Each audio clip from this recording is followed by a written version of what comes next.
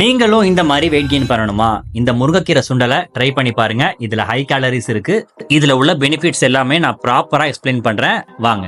இதே மாதிரி எக்கச்சக்க ஹெல்த்தி ரெசிபிஸ் வீடியோஸ் என்னோட பேஜ்ல இருக்கு.